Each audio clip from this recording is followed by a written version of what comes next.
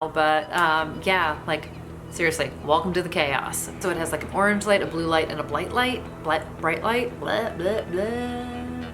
That's dumb. I don't think it was anything completely horrifying, but I don't know. These things, I don't know.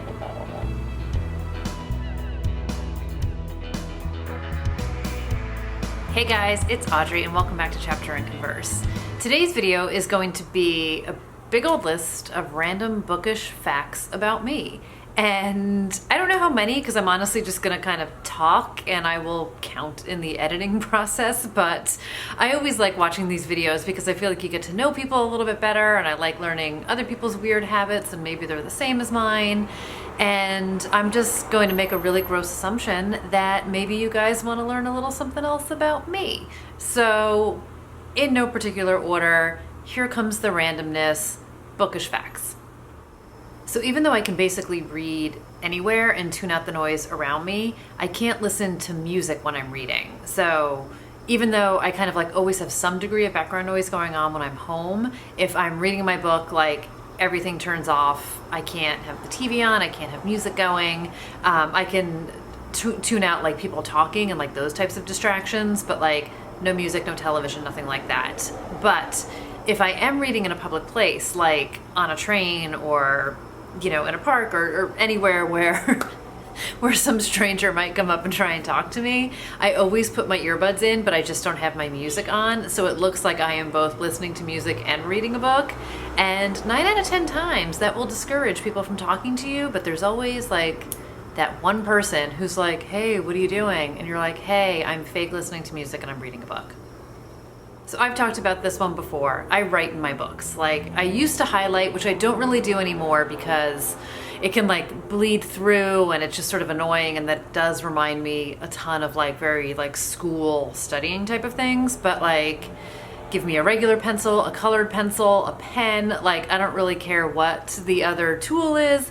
I will write my books, I will dog ear them. I also am really good at, if I have an idea or a thought about writing, I will write that in the book too. So I'll like flip to one of the back pages and I'll write that down, and then I will kind of eventually rip out those blank back pages of the book where I have written my great American novel. So yes, I am also a writer, and back in the day I had originally written this chick lit book, which was basically like my life at the time, but like more amped up and with a happier ending at the time. And it actually did get some agent interest. It didn't wind up going anywhere. And eventually I switched gears and started writing mystery thrillers, which started kind of like chick lit mystery thrillers and now have morphed into sort of darker mystery thrillers. So I've completed several books. I have some half-written ones and I'm working to re-edit one that I keep coming back to that I still have faith in, and hopefully somebody will have some interest in it, or at least I can get some good feedback on it. But that is my writing life. I used to have massive DNF guilt. I would hate read a book to the bitter end because I just mostly was like, I paid money for this book, I'm not gonna not read it, which is ridiculous. I've gotten over it. I've gotten better at DNFing books. I dumped a book after 40 pages last week, or maybe it was like 2 weeks ago, and I felt no guilt about it, even though I had purchased the book years ago. But I'm just not gonna waste my time reading a book that I don't wanna read. So if it doesn't feel right, we're on to the next. I'm not gonna feel bad about it. Another thing I don't feel bad about, I have never read a Harry Potter book. I have never seen a Harry Potter movie. I have no interest. No hate to J.K. Rowling, no hate to Harry. I just have never had any interest in those books, any interest in those stories. I know people live and die for them. I have friends who have read it. I have friends who are obsessed with it. It never even piqued my curiosity. And I feel like I can say with 99.9% certainty, I will never pick up a Harry Potter book. Ditto for 50 Shades. I will admit that I read like 50 pages of Twilight when it came out, only because it was pitched as like a Buffy the Vampire Slayer fans will love this. Dude, no. I mean, that's an insult to me. That's an insult to Buffy. I could not could not deal with that book. So there's a book that I DNF'd, although I did feel guilty about it at the time because I felt like it's got to get better. I hate watched / laughed my way through the first movie, which was quite possibly worse than the first 50 pages of that book. And then like, we're out. No interest, don't care, don't get the hype, don't get any of it. Never gonna happen. I would say I have no preference between hardback and paperback. I can go either way. I'm down with either one. I don't love like one of those mini pocket books, and I have a bunch of them, and I don't really reread those books, but I sort of have them for sentimental value. But if I'm reading a hardcover, I always take the book jacket off. Even if I'm reading at home, always goes off, always goes back on the shelf. Like, I don't want to ding it, I don't want to damage it. It just gets in the way. It's just like a complete nuisance to me, so book jacket off. And also, when I am buying a new book, and this drives me bananas when I order a book in the mail and they don't package it right and the book jacket comes like bent or dinged or something like that. Like, legit one of my biggest pet peeves. Like, get it together, Amazon, Barnes & Noble, whoever is shipping books, wrap that shit up so it doesn't get damaged. And if I'm buying it in a bookstore and there's like a stack, I literally did this the other day when I bought a book, I will go like all the way to the back of the stack. I don't want a book that everybody's touched. I don't want a book that has any kind of damage to it. I don't want like anybody's anything on the book that I'm buying. So I'm the person who will pull all the books out, dig to the back of the pile, inspect it like it's a crime scene, and then pick the best book, and that's the one that I buy. I 100% will buy a book for its cover, no questions asked, no prior knowledge of the book. Sometimes it works out, sometimes it doesn't. I am not at all precious with my books, so I already told you guys that I write in them. I dog ear the pages. One of my most favorite things to do is that first time that you crack the spine and it's just that noise that it makes. I love it. It is like such a feeling of satisfaction to me when I get far enough into a book that it's time for that good old crack. It's like a back crack. I love it. And my favorite books are like the really fat ones that have tons of evidence, because you can see like, I read this book. Like, here's the proof. I was in. I put in time. I put in energy. My blood, sweat, and tears are in this book. Look at all these cracks. So I'm not precious with my books, but I am 100% selfish with my books, and I don't loan them out. With very few exceptions, like my dad. He's the only person that I've ever really lent books to. We don't really cross a lot of tastes on things, but it's basically like an Agatha Christie or an Anthony Horowitz. And oftentimes it's him lending them to me. But like I said, I write in my books. The last thing I want is like somebody else reading what I've underlined and like seeing my soul exposed on the page, because that's what it feels like to me. Because obviously you underline things that resonate with you.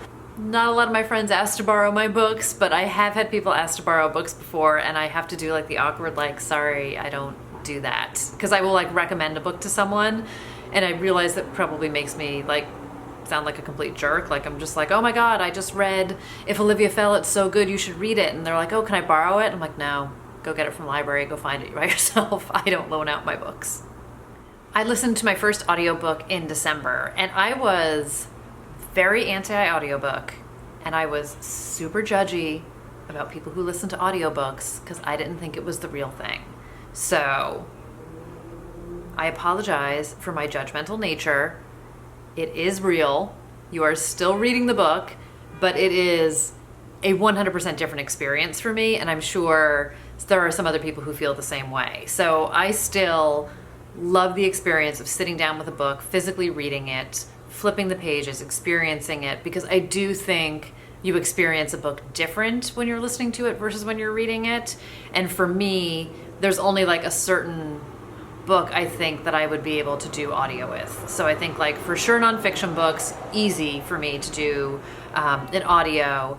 And then I think if it's an author who I'm already familiar with, or if I'm just like maybe trying to try something new, this sounds like I'm not at all being remotely limiting what I would listen to on audio. But I do think it's a different experience. And I will say one thing that I missed, I had listened to an Emily Giffin book, and she is an author I really enjoyed. I have at this stage now read all of her books.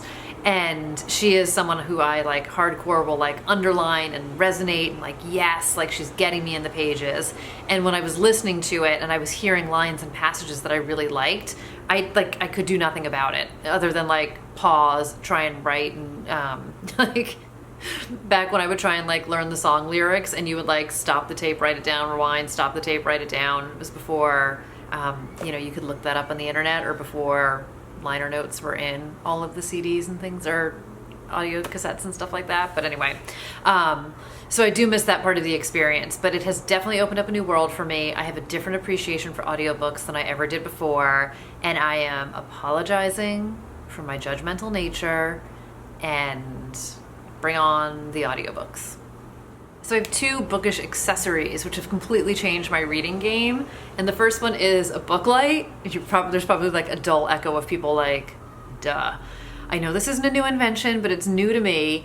And it has, don't worry, I'm not gonna turn it on. It has 3 different kind of speeds. It has like a low, medium, high, light, and then it has 3 different colors. So it has like an orange tone, a blue tone, and like a white light. So there's 9 different modules, 3x3. It clips on, it's crazy lightweight, it's rechargeable, it's from Amazon, because what isn't? I'm sure they still have it because I just got it in December. So if they do, I'll link it down below. It is literally like the best thing I've ever done in my life is to buy this. Total game changer. Love it. Obsessed. And then the other thing is this book weight. And if you're, I feel like it doesn't even matter if it's hardcover or soft cover. This is, let me show you in action. Hold on. Crap. Let me find a book I haven't read. Ugh, whatever. Right, I'm just not gonna look. So I feel like an infomercial. Do you have that problem when you open up your book and like the pages don't want to stay flat? You put on your book weight and then it completely will lay flat for you. Just don't hold it up that way. So I can eat and I can read and I can, you know, be hands-free. I can paint my nails. I used to put my cell phone down, which is like so cheap. Like just buy a proper tool for it. This is like the best thing ever. So it works in like the bigger soft covers. It obviously works in hardbacks. I'm completely obsessed with it. Also from Amazon. I'm not obsessed with the color. I'll be honest, it looked nicer in the picture online, but it does the job. It is what it is. Game changer. I probably own 40 books on writing. The craft of writing, the inspiration, character stuff, like details. I have books on forensics. I have books on like how to murder people. I have all sorts of stuff that would probably creep some people out. But yeah, I've got like a whole separate collection in the other room of books that strictly have to do with writing. I am often late to the game on books, so I'm like, since I started with BookTube and like discovering it and then like engaging more with people, I've realized that there are so many books out there that there has been hype about that I've never heard of before, that people have been talking about that I've never heard of before. And like Beartown was one, and You by Carolyn Kempness, and like a whole ton of other books. And historically I'm late to the game. But you know what? Like I'm fine with that, because one of the things I do love is discovering an author who has a backlist. So as much as I love a debut author, when I finish that book, like, then what do? I got nothing. I got like nowhere to turn except to wait like another year for the next book to come out.